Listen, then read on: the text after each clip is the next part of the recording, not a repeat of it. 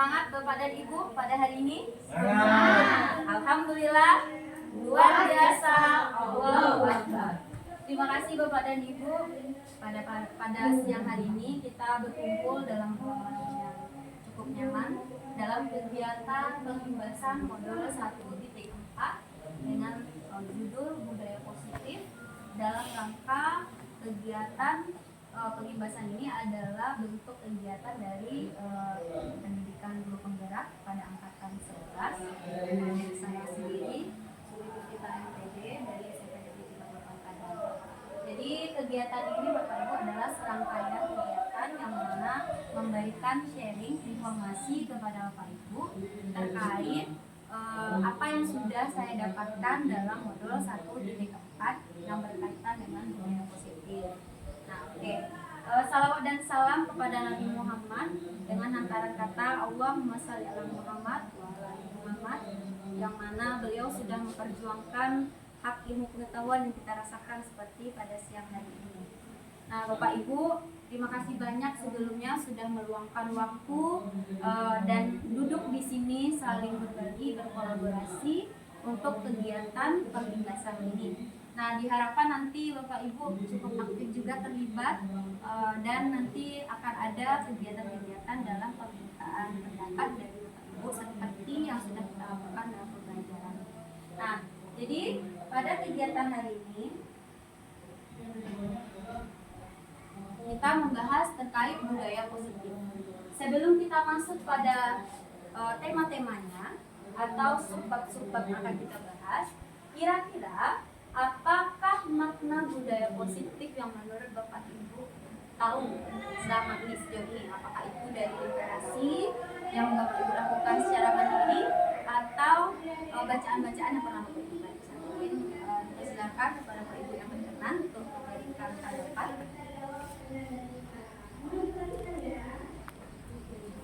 Boleh punya? Menurut saya budaya positif itu adalah sebuah penerapan perilaku baik mungkin kalau kita di sekolah dan siswa yang sudah yang namanya budaya berarti sudah menjadi kesehariannya perilaku yang baik yang sudah biasa dilakukan setiap hari. Oke, Masya Allah, luar biasa. Oke, itu merupakan pendapat dari Bu Nia. Kita minta satu orang lagi mungkin yang bisa memberikan Bapak Ibu yang berkenan apakah makna dari budaya positif. Boleh Bu Rani? Saya coba menjawab budaya positif. Budaya itu kegiatan yang sering kita lakukan dari dulunya dan positif yang baik. Jadi kegiatan yang kita lakukan yang bernilai positif, kebiasaan baik dari kita. Terima kasih Bu Rani. Selanjutnya Bapak Ibu, apa contoh penerapan budaya positif yang sudah pernah kita terapkan bersama anak didik di kelas atau di saat pembelajaran? Mungkin ini berbagi praktik baik, maksudnya ini Bapak Ibu mungkin diminta Bapak Ibu untuk memberikan beberapa pengalamannya. Boleh Teh? Seperti siswa kalau masuk ke dalam gerbang itu salam dulu. Menerapkan 5S ya Bu Nita. Senyum, sapa, salam, sopan santun kepada guru yang sudah berguru. Terus masuk ke kelas salam berbandi kepada guru yang mengajar. Itu Bu yang saya tahu. Oke, terima kasih Bu Mita. Kita minta satu orang lagi yang memberikan pengalamannya selama dalam pembelajaran seperti apa kira-kira penerapan positif yang sudah pernah Bapak Ibu lakukan. Mungkin dalam kegiatan pembelajaran kan kita mulai dengan kesepakatan bersama. Kita susun beberapa kegiatan budaya positif dalam aturan-aturan yang kita laksanakan di kelas. Penerapan budaya kan kita laksanakan dalam setiap proses pembelajaran kita dan ada dalam ada reward dan punishment. Oke, terima kasih Bapak Ibu.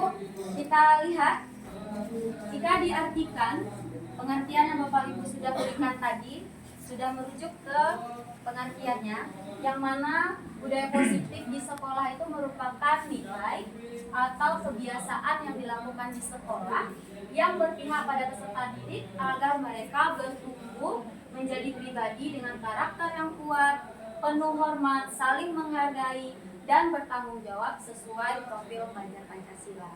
Nah, profil pelajar Pancasila ini adalah merupakan karakter yang diharapkan dalam kurikulum kita saat ini ya Bapak Ibu, yang mana kita tahu pada profil pelajar Pancasila ini memiliki 6 dimensi. Oke Bapak Ibu, kita lanjutkan. Pada pembahasan modul 1.4, kami sebagai calon guru penggerak sudah diberikan pembekalan materi yang mana berkaitan dengan perubahan paradigma belajar, kemudian disiplin positif, lalu kebutuhan dasar manusia, motivasi perilaku manusia, posisi kontrol dan keyakinan kelas, dan yang terakhir ada namanya segunda restitusi. Nah, yuk kita coba dulu kegiatan pemantik kita pada siang hari ini supaya bersemangat Bapak Ibu. Cobalah buka. Yang mana kegiatan pemantik ini bisa dilihat di sini Bapak Ibu. Anda dan teman Anda akan melakukan kegiatan cobalah buka. Anda dan teman Anda berarti Bapak Ibu pasangan ya. Ada yang menjadi A, ada yang menjadi B. Oke? Anda adalah A. Tugas Anda menghafalkan salah satu tangan dan coba bayangkan di dalamnya ada berlian dan permata Bapak Ibu, atau hal-hal yang sangat berharga yang tak boleh orang lain miliki, hanya Bapak Ibu lah yang punya itu. Nah, jadi kemudian teman yang B silakan berusaha untuk membuka sekuat-kuatnya. Apakah itu dengan membujuknya, membentaknya, atau boleh juga memarahi, menggoda, menggelitik, atau menciumnya juga boleh Bapak Ibu. Yang penting Bapak Ibu lakukan sebagaimana bisa ini terbuka. Bisa kita lakukan Bapak Ibu? Oke. Karena kita ada 11 berarti jadinya ganjil. Jadinya ganjil, berarti satu orang nanti gantian saja Bapak Ibu ya. Oke? Kalau kita mulai, silakan Bapak Ibu berhadapan dengan temanya, jangan malu-malu. Bersemangat kita untuk hari ini. Pak Dede sama siapa Pak Dede? Rumah. Rumah itu di rumah. Oke. Dede enggak. Yang A siapa? Tentukan dulu yang A. Oke. Bapak A ya. Jadi Pak Roni nanti membuka tangan Pak Dede sekuat-kuatnya. Oke, kita mulai Bapak Ibu. Kita mulai ya Pak Ibu. 1, 2, 3.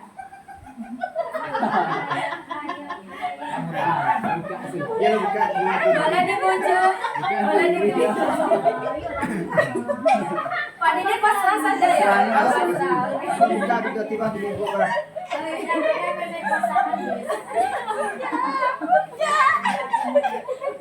Oke. Mbak Meme tidak terlalu berharga kayaknya ini. Terbuka. Oke. Ininya sama Bu Dani sudah terbuka. Tapi belum terbuka ya.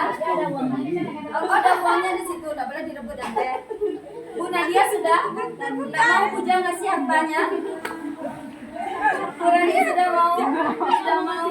Pak Dede sudah pasrah. Oke. Berarti tidak berhasil berapa orang? 2 orang berhasil membuka. 3 orang tidak berhasil membuka ya Pak Ibu. Masya Allah. Oke, tepuk tangan untuk kita semua. Baik Bapak Ibu, dari kegiatan ini, nah pengalaman apa yang sudah terjadi oleh Bapak Ibu rasakan? Kita minta Bapak-Bapak mungkin. Pak Dede, bolehlah Pak Dede. Kenapa pasrah saja tadi Pak Dede?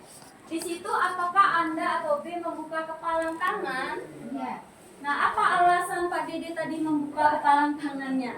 Karena melihat Pak Roni kurang semangat ya. Oke, Bapak Roni kurang bersemangat, jadi dibuka saja lagi ya Pak Buka Dede. aja pasrah ya. Kemudian apakah Anda atau B menutup kepalan tangan? Mengapa? Yang menutup tadi siapa? Ante, boleh. Kenapa Ante tutup? Karena Teh? ada uang di sini. Jadi Ante tidak membolehkan Bu Mega mengambil Tidak. uangnya ya. Oke. Berusaha mempertahankan karena ada yang merampas. Iya, tadi Bu Rani juga terlihat berusaha keras Bu Irma tapi tidak membiarkan terbuka. Apa alasannya Bu Rani? Ya nggak mau aja dibukain untuk Bu Irma. Oh, tidak mau membukakan karena memang itu adalah hal yang berharga. Sedangkan Bu Puja tadi Tidak terbuka tidak terbuka. Alasannya kenapa nggak membiarkan? karena sesuatu yang berharga. Oke, tadi Bu Puja kira-kira membayangkan apa ya? Berlian. Iya. Oke. Oke. Baik Bapak Ibu. Jadi kita lakukan pertanyaan ketiga lagi ya. Dalam kegiatan ini, sesungguhnya siapa yang memegang kendali atau kontrol untuk membuka dan menutup kepalan tangan? Si A? Iya. Ya, coba kasih alasannya Bapak Ibu. Diminta untuk memberikan pendapatnya. Karena si A yang punya tangan ya. Oke, Pak Roni mungkin ada pendapat? Karena si A memiliki power yang luar biasa. Masya Allah. Dan Ya, dia- karena dia punya power ya Pak Roni. Oke, Bu Irma?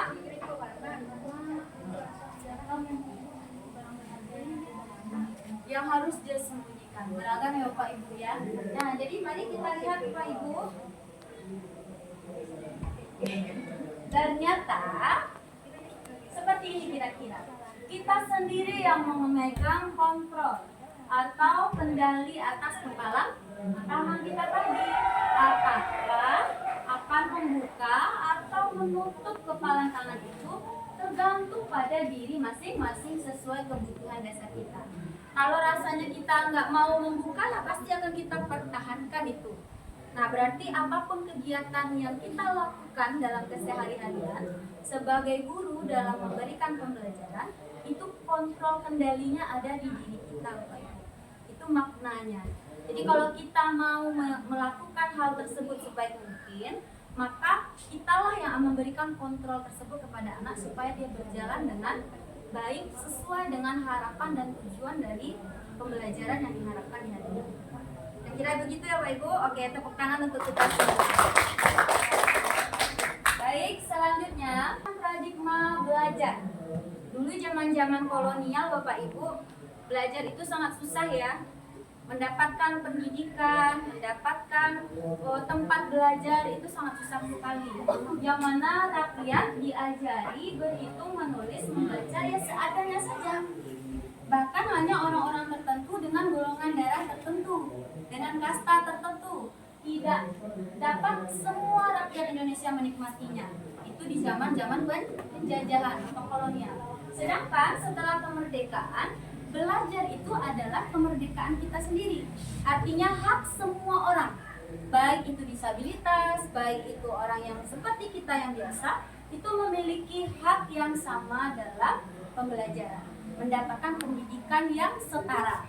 Nah, jadi pendidikan yang ada setelah kemerdekaan adalah pendidikan yang berpusat pada siswa, tidak lagi berpusat kepada guru. Kenapa? Karena pendidikan itu memang diusahakan untuk memenuhi kebutuhan siapa Pak Ibu? Kebutuhan siswa. Apakah siswa yang memahami kita Pak Ibu?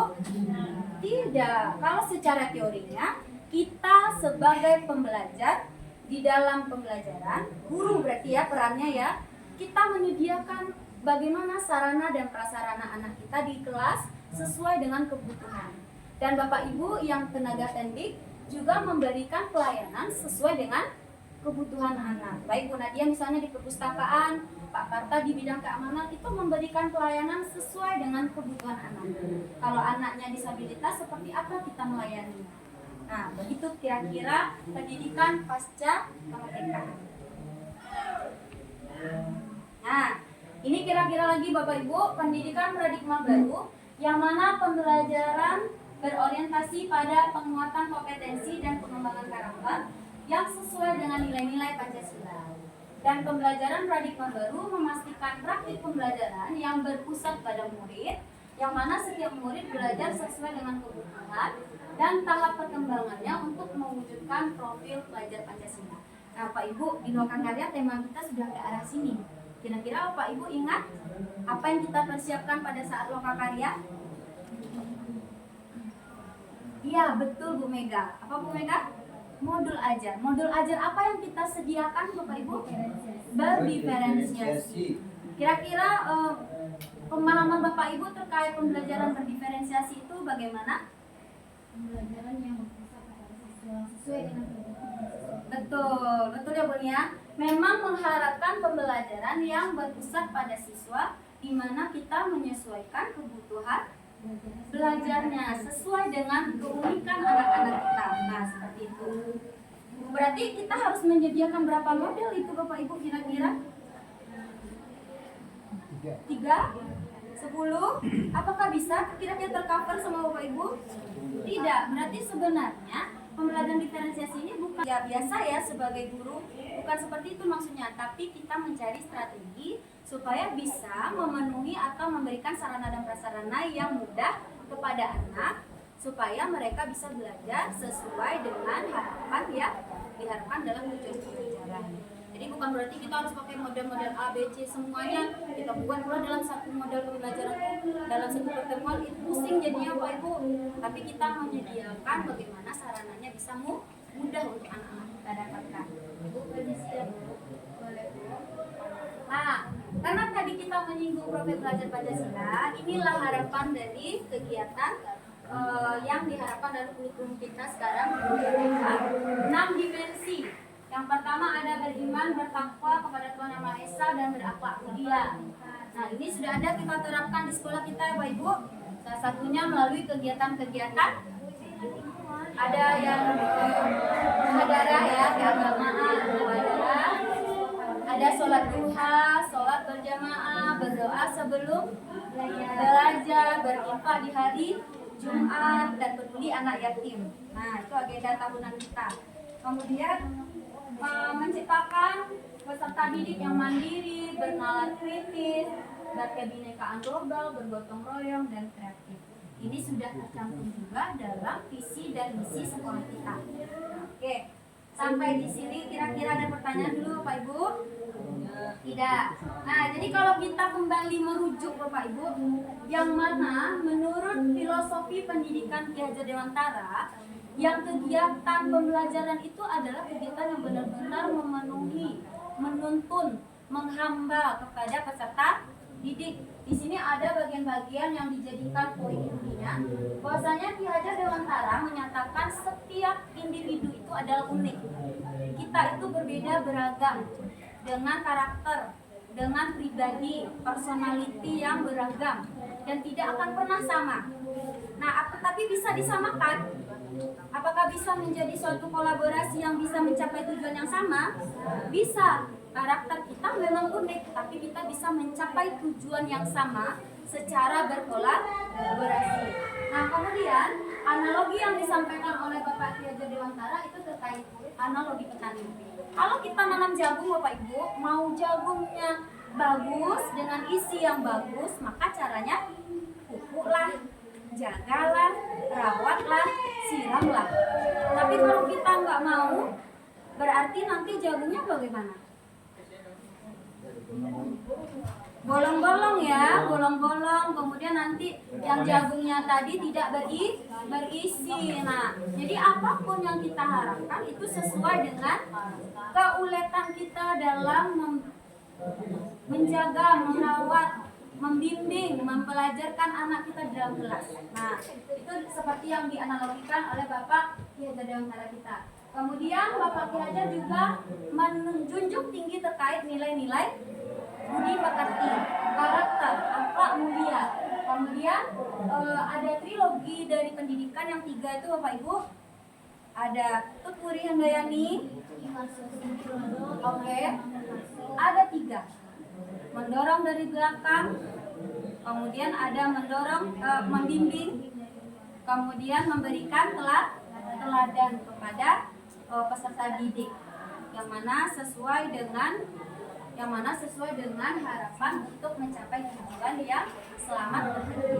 Kemudian ada di sini kita menyediakan pembelajaran yang sesuai dengan kodrat alam dan kodrat zaman. Apa maksudnya itu Bapak Ibu? Kenapa kita harus menyesuaikan diri? Kenapa harus kita sesuaikan dengan keadaan peserta didik kita sesuai alam dan zamannya?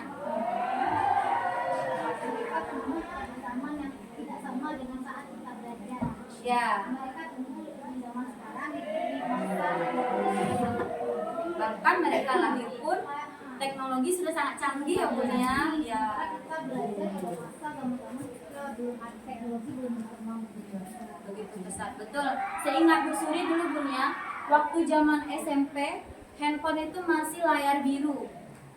Layar biru, layar kuning ya. di SMA baru. Ya, baru-baru.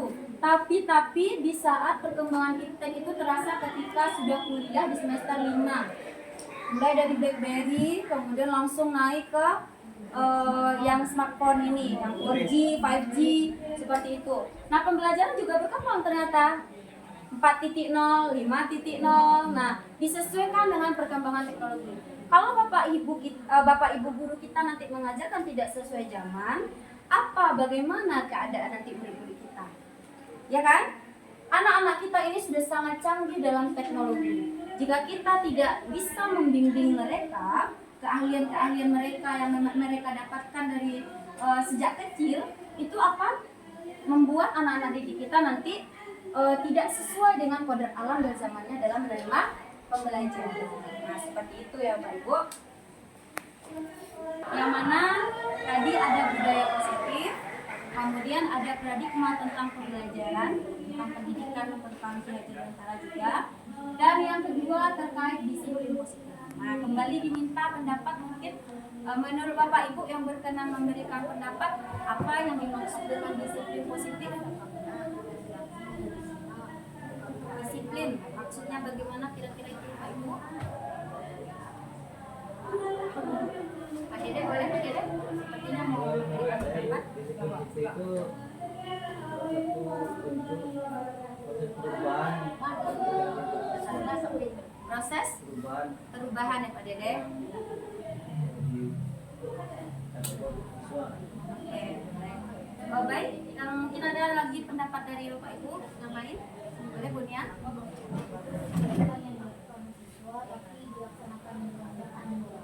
Dengan dasar pengawasan pengawasan. Oke, terima kasih Bu Nia dan Pak Dede. Mari kita lihat Bapak Ibu.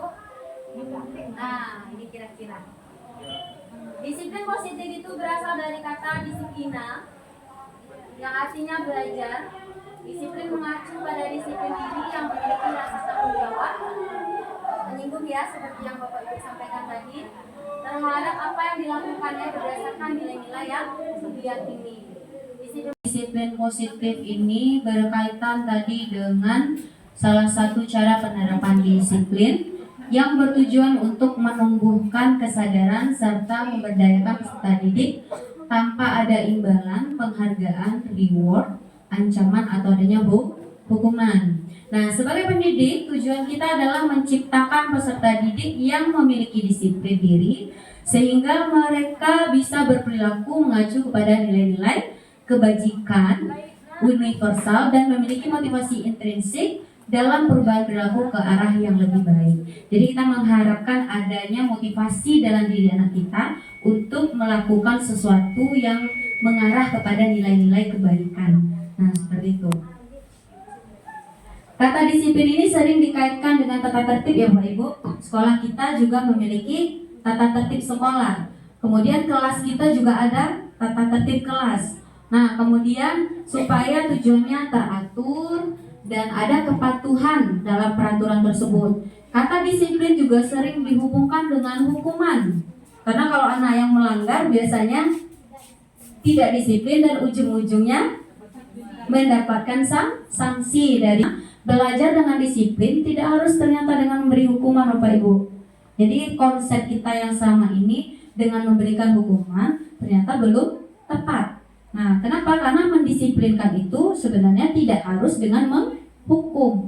Nah, kemudian justru itu adalah salah satu alternatif terakhir. Nah, ini menjadi alternatif paling ujung sekali.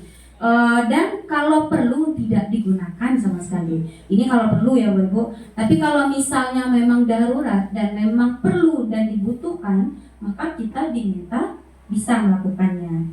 Nah, ini adalah acuan dari kata dari disiplin positif. Jadi tujuannya untuk supaya teratur ya Bapak Ibu ya. Oke, lanjut. Nah, tadi kita menyinggung terkait nilai-nilai kebajikan. Ini kalau kita jadikan konsep, nilai-nilai kebajikan itu adalah nilai-nilai yang disepakati bersama. Berarti ada diskusi di situ Pak Ibu. Kemudian lepas dari suku, bangsa, agama, bahasa, dan latar belakang. Yang penting kita menyepakatinya itu untuk kebaikan bersama, tanpa membeda-bedakan atau mengkotak-kotakkan. Nah, selanjutnya ada 9 pilar karakter dari Indonesian Heritage Foundation atau HIAF. Cinta Tuhan, segenap ciptaannya, kemandirian, tanggung jawab, sampai ke kedamaian dan kesatuan. Nah, jadi secara institusi nilai-nilai kebajikan ini disusun dalam bentuk yang universal. Seperti imtak, beriman dan bertakwa kepada Tuhan Yang Maha Esa. Kalau di sekolah kita kan banyak turunannya ya Pak Ibu. Ada sholat berjamaah, ada sholat duha, berinfak, peduli anak yatim, kemudian ada kegiatan sosial ketika nilai kebajikan itu sifatnya lebih universal. Seperti itu ya Pak Ibu. Berbicara tentang konsekuensi dan restitusi. Ini yang sukses ya Bapak Ibu. Disiplin yang terbilang sukses itu dengan identitas sukses itu adalah kalau konsekuensi penguatannya jangka pendek, perlu monitoring lanjutan, stimulus respon, murid menghormati peraturan, dan kehilangan waktu untuk merenungi kesalahan. Artinya kurang nanti muhasabahnya bagian anak kita kalau dia memilih konsekuensi. Kalau restitusi, muridnya jadi lebih bertanggung jawab, fokus pada pemecahan masalah jangka panjang, muridnya menghormati diri dan orang lain, kita sebagai gurunya, kemudian dirinya memegang kendali, murid bersemangat dan memperbaiki kesalahan. Ini untuk yang sukses. Kalau dia yang gagal itu biasanya berkaitan dengan hukuman Bapak Ibu. Hukuman. Nah, jadi kalau kita memberikan hukuman itu ternyata konsep disiplin dengan identitas yang gagal. Kenapa? Kalau kita menghukum itu kan memberikan penghakiman sendiri. Terkadang ada rasa malu kepada anak. Apalagi kalau kita menghukumnya di depan teman-temannya atau di depan orang yang banyak atau di depan di lapangan upacara. Tapi tak kita pungkiri Pak Ibu, yang namanya kita sebagai manusia tidak pernah luput dari kesalahan. Nah, kadang-kala kita memang sebagai manusia, sebagai guru, kita menjadi terbawa kondisi dan situasi saat hari kejadian. Nah, jadi memang itu harus kita refleksi untuk kemudian hari semoga nanti tidak terjadi lagi. Kebutuhan dasar ini harus dipenuhi. Kalau tidak terpenuhi maka terjadilah yang namanya keunikan yang arahnya ke negatif. Apakah itu bentuknya mencari perhatian, mengganggu teman, supaya bisa dapat perhatian dari kawan. Nah, seperti itu Bapak Ibu. Nah, jadi ini kebutuhan dari anak-anak kita dan diri kita. Tidak anak-anak saja, kita butuh. Bahkan kalau tidak terpenuhi, kita juga bisa mengalami yang namanya kegalauan, kekhawatiran, rasa cemas, atau bad mood. Nah, seperti itu. Yang kebutuhan pertama ada kesenangan. Jadi manusia ini butuh happy, butuh hiburan, butuh refreshing, jalan-jalan ke salon. Itu butuh ya Bapak Ibu, butuh dikasih uang, nah dapat gaji, dapat tunjangan, seperti itu Ibu-ibu. And belonging namanya kalau dalam bahasa orangnya. Nah, kenapa? Karena kita dalam suatu instansi, dalam organisasi kita butuh diterima, diakui keberadaan kita. Nah, kemudian kita juga butuh dengan bahasa kasih dan sayang kalau berkomunikasi. Mungkin kan Bu Mega diajak bekerja tapi dengan cara yang tidak enak di hati. Kira-kira Bu Mega akan nyaman atau tidak? Kurang nyaman ya. Nah, seperti itu. Nah, ada bertahan. Nah, ini yang makan tadi Bu Ranivio.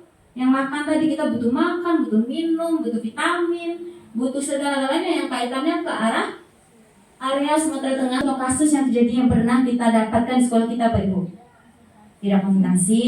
Apalagi Pak Ibu, yang BK biasa tangani nih.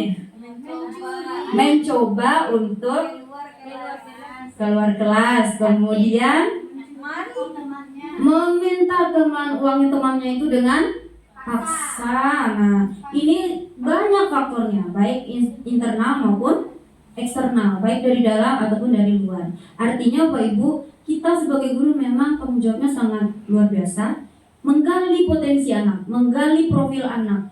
Apakah anak itu dengan latar belakang keluarga yang memang kebutuhannya kurang sehari-hari sehingga dia memaksa untuk mencuri atau bagaimana, kita tidak pernah tahu. Jadi tugas kita memang mendalami tanpa menghakimi. Memang manusia tidak pernah ada yang benar semua, pasti ada salah. Cuma kadang-kala kita tetap melakukan refleksi terus. Apa yang kurang selama ini? Ada kebebasan, freedom, nggak mau dikekang. Oh, ada anak murid kita nanti Bapak Ibu di rumahnya selalu disuruh sama orang tuanya tidur jam 9 malam. Kalau tidak, nak marah. Ada yang nggak boleh megang HP sama sekali. Nah, itu arahnya ke kebebasan tadi, apakah kenyamanan pada orang lain, sehingga ada kasus-kasus yang remaja memang lari dari rumah karena terlalu merasa dikekang, tidak disayang, ada yang kurang. Nah itu ternyata memang dasarnya dari sini, ibu-ibu, kekuatan, power. Jadi power pun adalah kebutuhan dari kita. Bagaimana kita mempertahankan diri kita, kayak Bu Puja tadi kan power tuh. Dia bagaimana supaya Bu Puja gak mau ini orang ngambil nih, ini power saya harus ada di sini. Menunjukkan bahwasanya kita kuat, kita mampu. Nah seperti itu. Selanjutnya motivasi perilaku manusia. Nah hal ini berkaitan dengan motivasi. Baik Bu, motivasi itu apa ya? Dorongan. Siapa yang mendorongnya? Diri sendiri. Itu berasal dari mana? Dari dalam. Apakah dorongan itu dari luar, ibu-ibu? Ada. Apa contohnya? Apakah itu dari orang tua, lingkungan, tempat dia belajar, dan lain-lain. Kalau diri sendiri jelas ya, memang diri dia sendiri. Nah, mari kita lihat, ibu. Nah, ini menurut KBPI, motivasi itu merupakan dorongan yang timbul pada diri seseorang. Benar konsep yang sudah Bapak Ibu sampaikan. Secara dasar atau tidak sadar untuk melakukan suatu tindakan dengan tujuan tertentu. Apakah tujuannya tujuan baik atau tujuannya tujuan yang buruk. Yang penting intinya dia terdorong untuk melakukan itu dari dalam dirinya atau dari luar dirinya. Itu faktornya ya. Nah, kalau lanjutannya, ini motivasi yang berasal dari luar atau sifatnya eksternal, yang mana untuk menghindari ketidaknyamanan atau hukuman, maka orang itu bisa untuk termotivasi melakukan sesuatu, atau untuk mendapatkan imbalan atau penghargaan reward dari orang, maka dia juga akan termotivasi.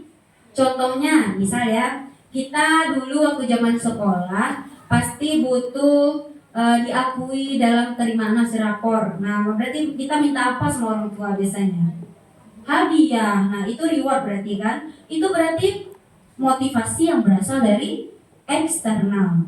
Nah, kalau motivasi yang berasal dari internal, itu merupakan untuk menjadi orang yang mereka inginkan dan menghargai diri sendirinya dengan nilai-nilai yang mereka percaya.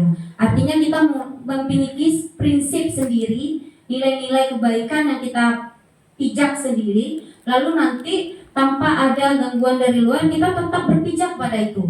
Kita tidak peduli apapun yang ada di luar kita, yang penting kita mengetahui bahwasanya itulah motivasi dirinya. Nah, dan biasanya di motivasi internal ini biasanya dihindarilah hukuman dan pemberian penghargaan yang berlebihan agar dapat meminimalisir dari motivasi yang eksternal tadi Bapak Ibu.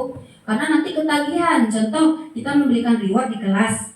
Nah, kalau sering-sering nanti anaknya bilang gini, ikutlah acara kegiatan pembelajaran hari ini agak aktif lah supaya dapat reward. Nah, jadi motivasinya bukan dari dirinya lagi, tapi sudah dari motivasi eksternal, dari perilaku yang Bapak Ibu berikan berupa penghargaan atau reward. Nah, kalau memang reward ini ternyata tidak terlalu diharapkan Bapak Ibu. Kalau bisa, kalau kita mau kasih reward walaupun jumlahnya kecil, yang penting anak itu dapat semuanya di kelas. Mungkin 1 permen, yang penting 1 kelasnya dapat. Dibandingkan kalau kita memberikan reward kepada 1 orang anak saja, itu bisa menyebabkan motivasi yang lain mungkin tenggelam, atau motivasi yang lain menjadi terkubur, atau ada rasa minder jadinya, rasa minder dari teman-teman yang lain, sehingga dia berkata seperti ini, gak usah lah saya ikut, nanti orangnya itu juga, saya gak mau lah, malas nanti gak akan juga dapat reward dari bu guru. Nah, seperti itu. Oke? Ini adalah sebuah cara menanamkan disiplin pada murid Bapak Ibu. Jadi ini yang diharapkan. Restitusi ini yang diharapkan. Kita harus tahu restitusi itu adalah proses menciptakan kondisi bagi murid untuk memperbaiki kesalahan mereka kembali kepada kelompoknya atau organisasinya dengan karakter yang lebih kuat. Nah, untuk ciri-ciri restitusi itu pada beberapa yang sudah ditampilkan, ada fokus pada solusi, tawaran atau bukan paksaan, fokus pada karakter atau tindakan, memperbaiki silaturahmi, menuntun melihat ke dalam diri, bukan menebus salah tapi belajar dari kesalahan, dan mencari kebutuhan dasar apa yang kosong. Dasar apa yang kosong, nah seperti itu. Lanjut. Nah, di sini perbedaannya, kalau ada kasus murid terlambat datang ke sekolah, Nah, mana yang hukuman, mana yang konsekuensi, mana yang restitusi. Bisa Bapak Ibu baca ya. Kalau hukuman, muridnya disuruh berdiri. Lama sekali ini, 15 menit, bisa varises muridnya. Selanjutnya, kalau konsekuensi, guru memberikan untuk tetap berada di kelas selama jam istirahat berlangsung. Artinya kalau dia berbuat salah, sesuai kesepakatannya apa itu yang dilakukan. Nah, itu konsekuensi. Kalau dia nggak makan, konsekuensinya rasa lapar. Kalau dia misalnya terlambat, berarti konsekuensinya jam istirahatnya diambil, nah dipakai seperti itu. Nah, kalau restitusi, guru menanyakan keyakinan kelas dan dirinya kemudian membantu siswa menyelesaikan masalah. Guru terbuka dan menghormati dirinya serta orang lain. Jadi memang menjadi seorang guru itu tidak semudah membalikan telapak tangan. Cuma kita masih tetap bisa belajar dan belajar seperti kami-kami yang sudah diberikan kesempatan untuk belajar kembali. Nah, sekarang proses belajarnya diimbaskan Bapak Ibu. Semoga nanti juga terimbas ke yang lain dan bisa diterapkan dalam pembelajaran atau pelayanan di sekolah. Lanjut. Nah, 5 posisi kontrol guru. Nah, kita akan nonton video setelah ini ya Bapak Ibu ya. Yang mana yang menjadi penghukum? Kamu ya. Kalau misalnya nggak selesai ngerjain tugas, besok dipanggil orang tuanya. Ananda ya, kalau nggak bisa nanti datang cepat lagi. Nah, besok ibu suruh bersihkan ini. Atau kalau nggak pakai sepatu hitam lagi, besok diambil sepatunya, nggak dikembalikan, silakan pakai sepatu yang lain atau tanpa alas kaki. Nah, seperti itu. Itu berarti penghukum. Kalau dia membuat rasa bersalah, ibu kecewa dengan sikap Ananda seperti itu.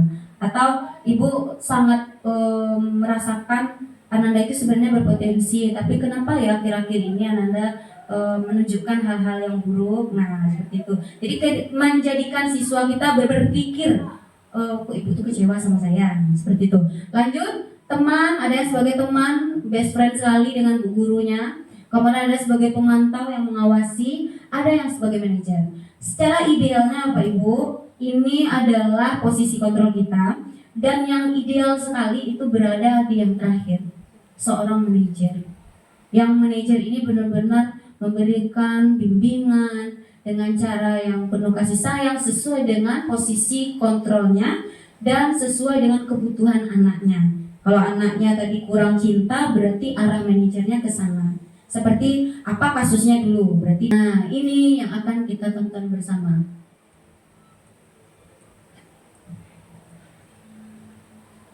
Kata dari Bapak Ibu, pokoknya kamu editnya dong. Baiklah Bapak Ibu. Nah, untuk mengetahui posisi kontrol ini, maka kita coba tonton video singkat ini terlebih dahulu.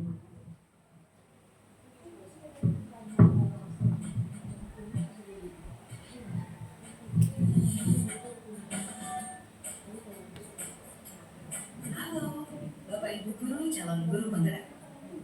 Video ini akan menampilkan 5 adegan interaksi guru dan murid. Silakan menonton dan merefleksikannya.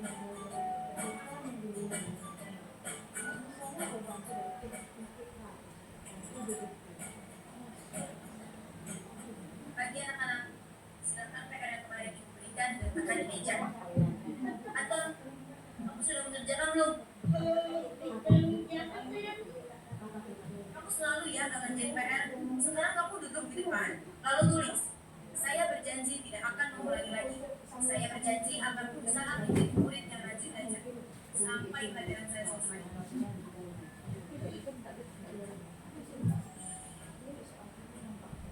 Pagi anak-anak, hari ini ada tugas ya. Ada yang mengerjakan atau kamu ada mengerjakan? Tugas. Kamu mau jadi apa nanti? Kamu lihat sekolah sih. Coba bayangkan orang tua betapa kecewanya sama kamu. Kamu itu sudah kelas 5.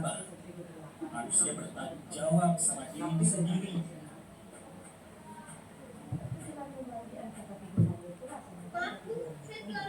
Ya udah, nanti jangan diulangi lagi ya. Kalau kamu rajin, ibu senang lihatnya. Ya, lain kali tepat waktu ya masuknya. Tos dulu dong. Ini kan teman. Wah, ini aku selamat lagi. Maaf Pak ya.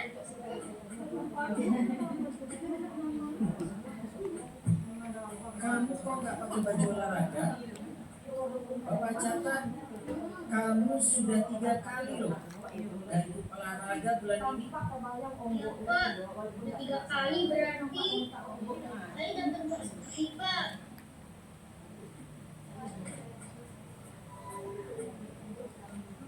Bu, saya mau tugas. Maaf ya Bu, saya terlambat untuk tugas. Kenapa kamu terlambat mengumpulkan tugas? Iya Bu, saya kalau punya kemarin sempat ngerjain tugas.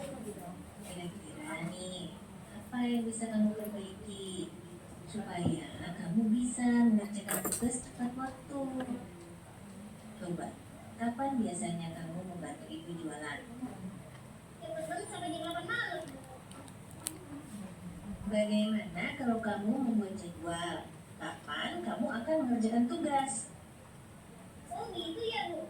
Saya coba deh Bu. Terima kasih Bu. Nah, kira-kira seperti itu ilustrasinya Bu Ibu. Ada 5 posisi kontrol yang terdapat dalam kita sebagai seorang guru. Nah, 5 posisi itu yang mana yang paling sering itu Pak Ibu lakukan? Posisi kontrol tadi ada 5. Yang pertama apa? Ada guru yang dengan tipe penghukum. Kemudian yang kedua, pemberi rasa bersalah. Kamu gak ingat ya dengan orang tuamu. Seperti itu bahasa tadi. Yang ketiga, sebagai teman pasti sekali. Berarti anaknya berpikir apa tadi Ibu? Iya, boleh dong berterlambat lagi. Bisa saya coba lagi lah. Sepertinya ibunya nggak marah gitu kan. Yang keempat, bapaknya pemantau. Bapak catat udah 3 kali ya Nana nggak ikut olahraga. Kemana bajunya ini. Tapi beliau memantau intinya.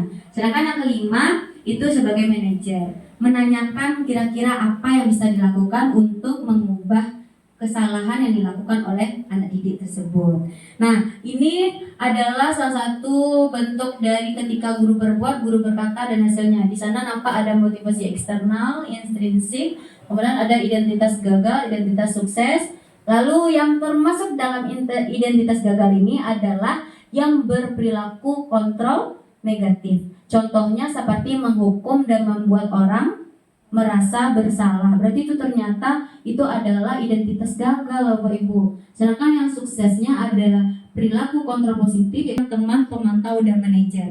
Yang duanya lagi kalau bisa kita hindari. Nah, kita lihat guru berbuat dengan menghardik, menunjuk.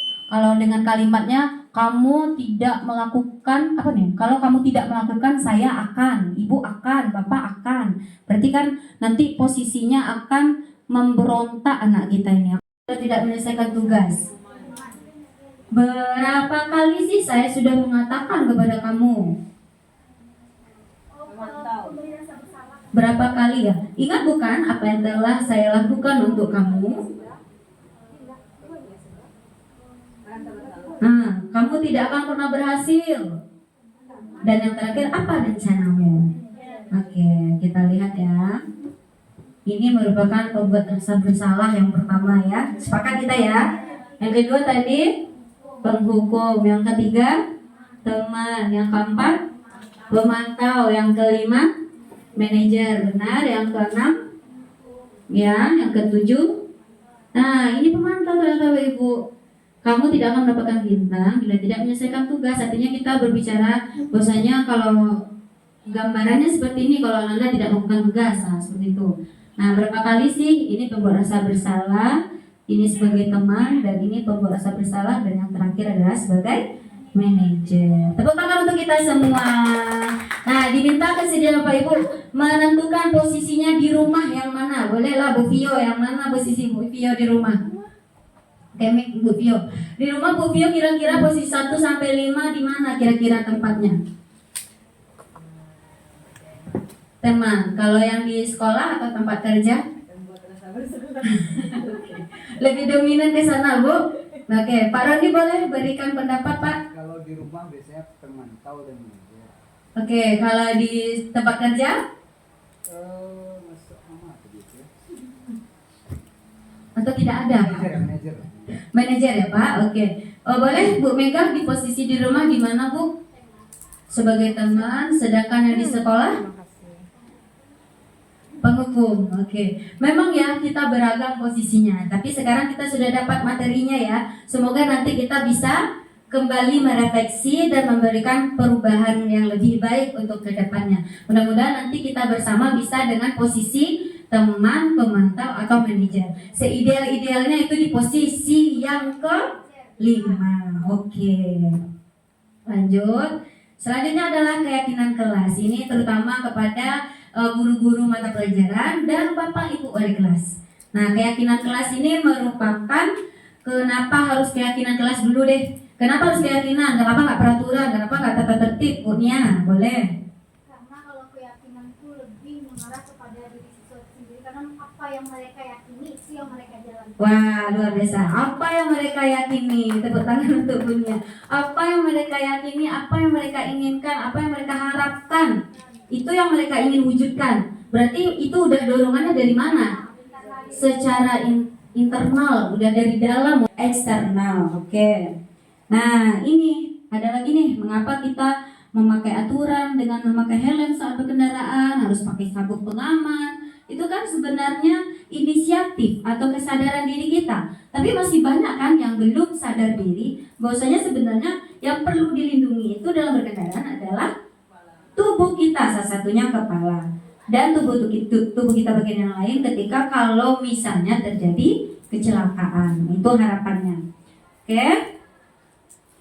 Keyakinan kelas adalah nilai kebajikan ya Bapak Ibu ya, atau prinsip-prinsip yang disepakati bersama secara universal, lepas dari ragam suku, latar belakang negara, bahasa ataupun agama. Menurut Gassen 1998, itu keyakinan itu lebih memotivasi seseorang dari dalam dirinya atau intrinsik tadi. Seseorang akan lebih bersemangat untuk menjalankan keyakinannya daripada hanya sekedar mengikuti sebuah peraturan. Karena di Indonesia banyak sekali peraturan, banyak sekali pasal-pasal terkait peraturan. Tapi yang melanggar tetaplah melanggar karena mereka tidak merasa yakin dengan itu. Ketika kita sudah meyakini, memberikan sebuah keyakinan, maka tidak ada aturan pun kita akan tetap melakukan yang kita yakini, yang nilainya positif. Nah, seperti itu. Lanjut. Kita ingin melihat bagaimana sih cara pembentukan keyakinan kelas ini. Semoga nanti bisa Bapak Ibu lakukan di kelas, dan mana tahu sudah ada yang melakukan di awal semester. Yang mana tahu Bapak Ibu wali kelas ya. Yang pertama, kita mengizinkan semua warga sekolah, kalau di kelas berarti semua murid kita bercurah pendapat terkait peraturan yang perlu disepakati bersama dalam kelas. Kita fokus kelas dulu ya Bapak Ibu ya. Nah, kemudian mencatat semua masukan tadi. Boleh lewat semua ide dari kalimat yang negatif menjadi positif. Lalu tinjau ulang daftar tadi, baru nanti kita tinjau ulang keyakinan yang sudah disepakati, baru keyakinan itu dibuat, dimintalah membaca untuk membuat pengesahannya atau ditandatangani oleh anak-anak kita. Bentuk bahwasanya dia setuju. Baru nanti tempelkan keyakinan pada tempat yang mudah dilihat. Mungkin di dekat papan tulis, atau di depan, atau dekat pintu. Pokoknya intinya yang bisa mudah dilihat. Nah, itu. Nah, ini contoh dari kalimat positif yang diubah dari kalimat negatif. Jangan berlari di kelas atau di koridor. Itu kan negatif ya, ada kalimat jangan. Nah, berarti kalimat positifnya bisa berjalanlah di kelas atau di koridor, disuruh jalan anak kita. Lebih dibuat ke arah kalimat yang positif. Contoh keyakinan kelas apa? Bersikap tenang saat pembelajaran, disiplin dan bersikap jujur, dan bersikap sopan santun, menghormati guru, saling tolong menolong, hidup rukun dengan teman. Artinya temannya gak boleh saling bertengkar, karena ada anak-anak kita ini yang bergejolak emosinya. Nah, ini peraturan, ini keyakinan. Nampak bedanya ya? Nah, peraturan selalu kembalikan buku ke tempatnya, itu peraturan sekali itu. Nah, kalau di keyakinan tanggung jawab. Kemudian kalau yang dilarang menggunakan narkoba, di keyakinan menjaga kesehatan. Atau ada lagi gunakan masker. Ada di sini untuk keyakinan kesehatan dan keselamatan dari virus COVID-19 misalnya kemarin ya. Atau terakhir, dilarang mengganggu orang lain. Berarti itu menghormati orang lain dan diri sendiri. Itu kalimatnya perbedaan dengan peraturan. Ayo kita coba tentukan ya Pak Ibu. Ini sudah terbuka satu. Coba kita lihat ke atas, mencatat satu sekali di dalam buku. Itu kira-kira hukuman atau konsekuensi? Hukuman membersihkan coretan yang dibuat di meja tulis. Konsekuensi. Oke, yang keempat, murid diminta untuk push up 15 kali. Mengganti kertas teman yang dicoret-coret. Berjemur di lapangan basket. Murid diminta bertelanjang kaki karena nggak pakai sepatu hitam. Berdiri di depan kelas sambil mengangkat kaki. Membersihkan tumpahan air karena tersenggol, konsekuensi. Oke, kita lihat. Di sini ada hukuman. Ada hukuman. Benar ya? Ada konsekuensi. Ada hukuman lagi. Konsekuensi, hukuman. Berdiri di depan kelas itu hukuman. Konsekuensi membersihkan tumpahan. Dan yang terakhir murid diminta bertanya kaki itu juga ternyata hukuman. Jadi memang kalau konsekuensi itu ketika dia berbuat salah, apa kesalahannya? Misalnya dia nggak bikin PR, konsekuensinya mungkin dia kerjakan dengan istirahatnya terpotong. Nah, berarti dia dapat rasa lapar nanti dari sikap negatifnya tadi. Tapi kalau kita bikin kalimat silakan saya akan mengerjakan PR lagi ke depannya sampai 100 kali. Itu kan capek ya Pak Ibu. Berarti itu berkaitan dengan hukuman. Tadi kita sudah bahas restitusinya. Sekarang segitiga restitusi ini adalah salah satu proses dialog. Ini dialog maksudnya Bapak Ibu, yang dilakukan oleh guru atau orang tua dengan maksud membimbing anak untuk menyelesaikan permasalahannya sehingga bisa kembali kepada kelompok dengan karakter yang kuat. Tujuannya untuk membentuk peserta didik yang mandiri dan bertanggung jawab. Nah, langkah-langkah dari segitiga restitusi ini ada 3, yang mana dia memiliki piramid seperti ini. Ada di situ tahapnya validasi dulu tindakan yang salah. Yang pertama dulu stabilkan identitasnya dulu, validasi tindakan yang salah, lalu tanyakan keyakinan. Nah, seperti ini tahapannya. Tujuannya apa? Tujuannya adalah membantu murid menjadi lebih memiliki tujuan disiplin positif serta memulihkan dirinya setelah berbuat salah. Lalu membantu murid untuk jujur pada diri sendiri dan mengevaluasi dampak dari kesalahan yang dilakukan dan memberikan penawaran bukan berupa paksaan. Nah, kalau untuk lebih mari kita tonton sedikit contoh kasus dari segitiga restitusi yang sudah saya lakukan bersama anak. Ini berupa adegan ya Pak Ibu.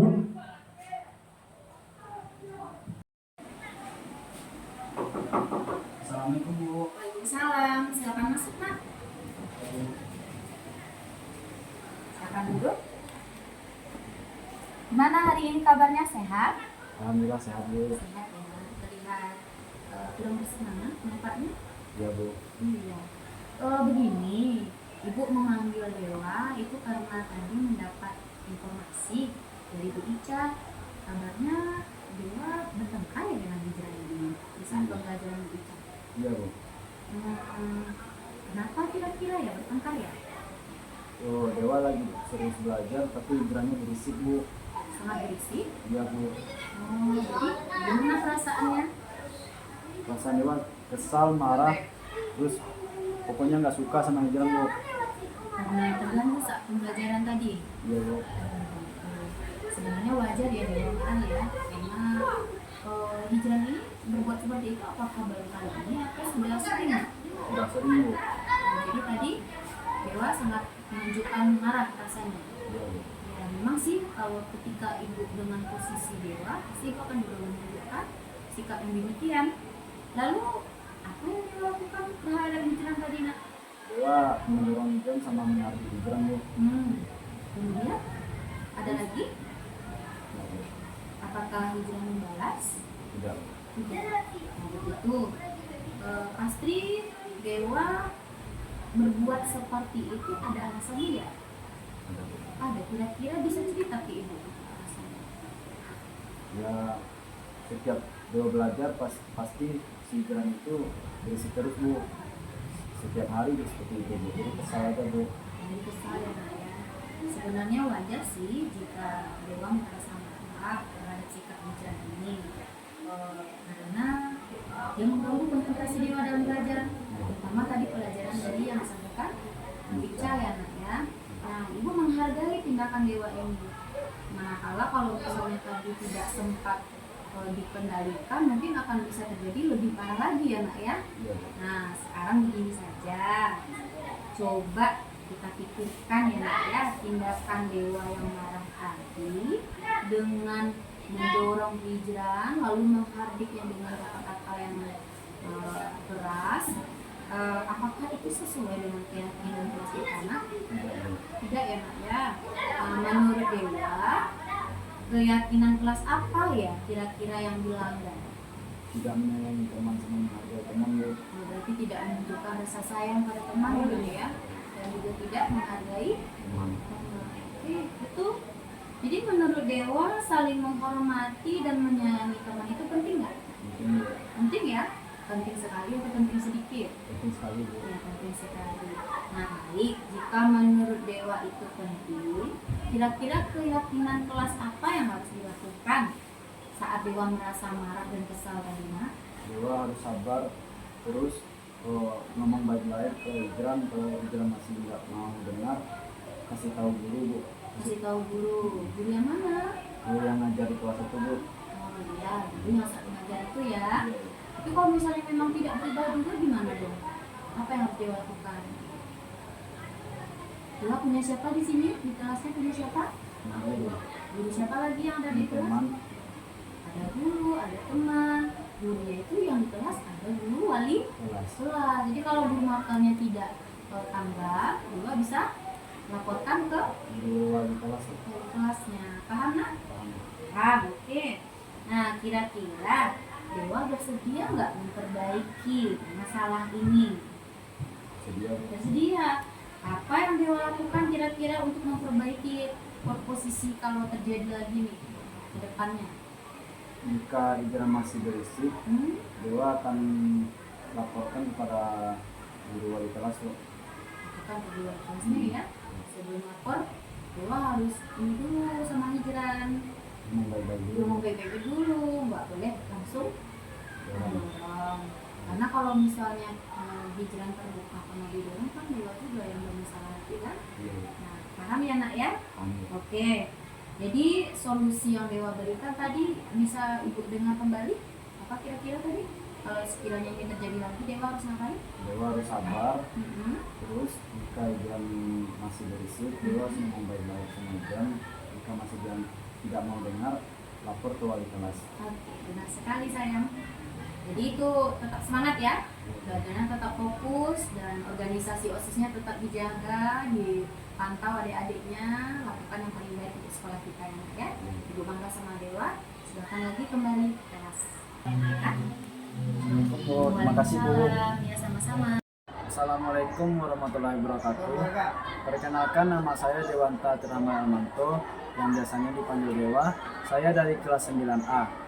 Saya sangat senang berdiskusi dengan Bu Guru karena jika saya berdiskusi dengan Bu Guru, saya banyak mengetahui tentang cara menahan amarah dan sabar. Karena saya sering marah-marah pada teman saya yang berisik di kelas. Terima kasih Bu Guru telah memberikan banyak masukan kepada saya. Dan terima kasih, itu saja. Assalamualaikum warahmatullahi wabarakatuh. Refleksi, yang mana refleksinya diminta kepada Bapak Ibu untuk bersedia memberikan perasaan saat ini setelah mendapatkan kegiatan pengimbasan pada modul 1.4 ini. Bagaimana perasaannya? Kemudian setelah mengikuti materi pengimbasan pada hari ini, apa yang Bapak Ibu pahami? Lalu yang terakhir, apa target dari Bapak Ibu? Kita minta kepada Bapak Ibu yang berkenan, boleh nanti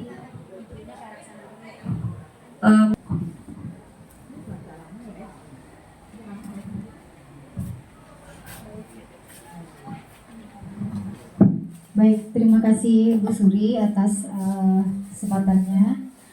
Dari yang saya pelajari, perasaan saya saat ini adalah lebih memahami ternyata saya sebagai pendidik selama ini ternyata sudah salah dalam melakukan memberikan pelayanan kepada peserta didik. Setelah saya mengikuti materi pengimbasan atau diseminasi pada hari ini, saya jadi paham bahwa ternyata tugas guru ternyata bukan hanya mengajarkan dan mentransfer materi, ternyata lebih kepada pelayanan kepada setiap kebutuhan peserta didik. Target saya selanjutnya adalah saya berusaha untuk menjadi guru yang lebih memahami bagaimana kebutuhan peserta didik sehingga saya bisa melayani kebutuhan tersebut dengan maksimal. Terima kasih. Oke, terima kasih Bu Nia. Tepuk tangan untuk Bu Nia. Selanjutnya boleh satu orang lagi kira-kira yang bisa memberikan apa refleksi setelah pengimbasan ini Bapak dan Ibu. Boleh kita minta kepada Bu Misrawati.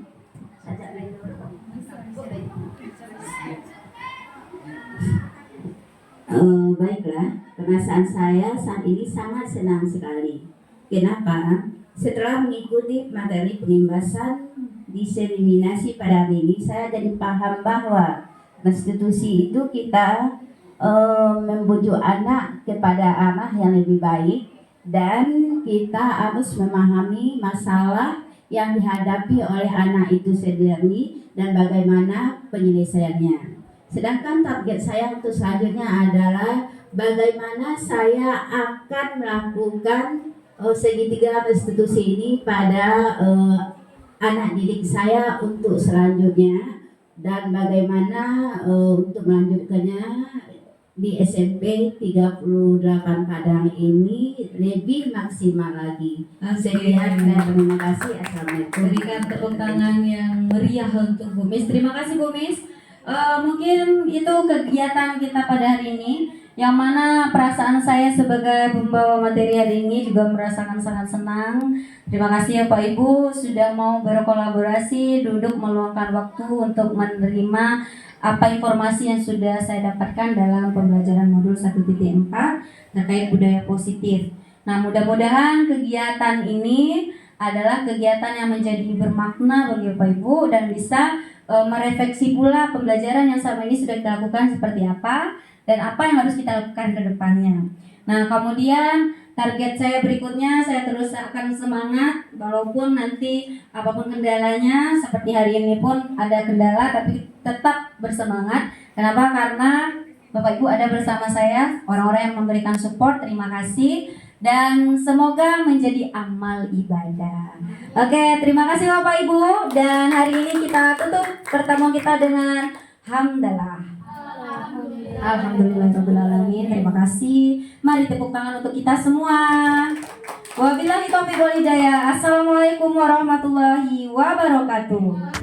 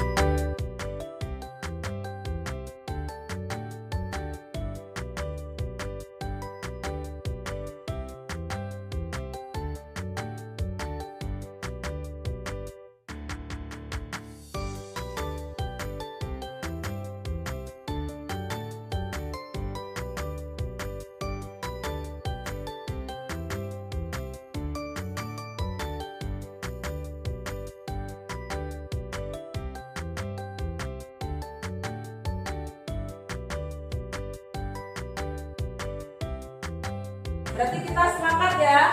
Semangat, ada 7 keyakinan kita ya.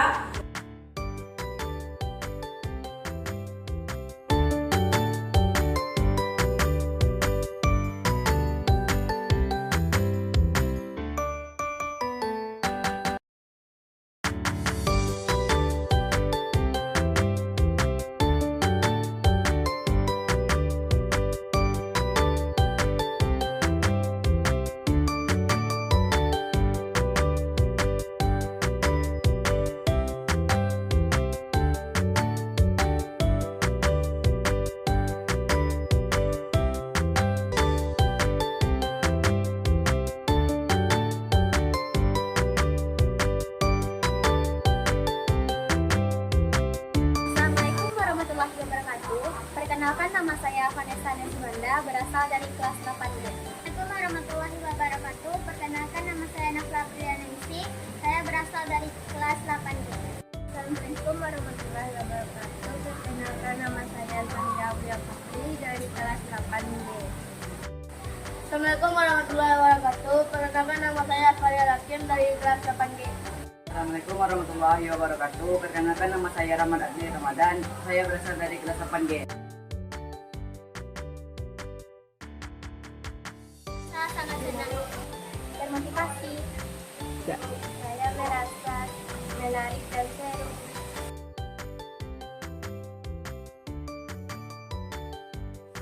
Sangat penting. Sangat penting.